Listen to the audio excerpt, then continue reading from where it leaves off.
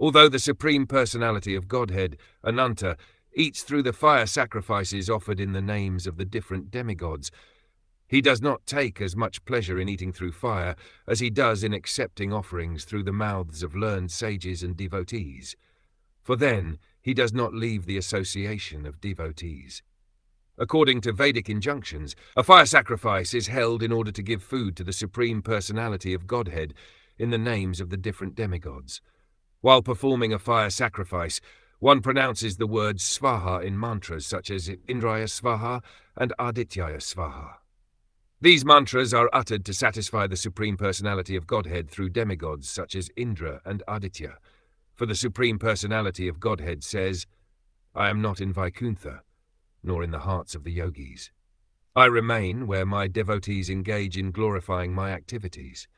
It is to be understood that the Supreme Personality of Godhead does not leave the company of his devotees. Fire is certainly devoid of life, but devotees and Brahmans are the living representatives of the Supreme Lord. Therefore, to feed Brahmans and Vaishnavas is to feed the Supreme Personality of Godhead directly. It may be concluded that instead of offering fire sacrifices, one should offer foodstuffs to Brahmins and Vaishnavas, for that process is more effective than fire yagya. The vivid example of this principle in action was given by Advait Prabhu. When he performed the Shraddha ceremony for his father, he first of all called Haridas Thakur and offered him food.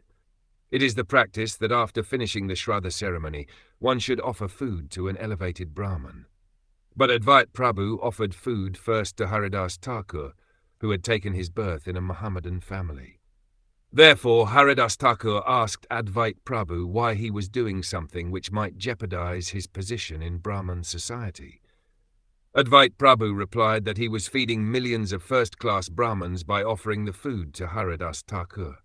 He was prepared to talk with any learned Brahman on this point, and proved definitely that by offering food to a pure devotee like Haridas Thakur, he was equally as blessed as he would have been by offering food to thousands of learned Brahmins.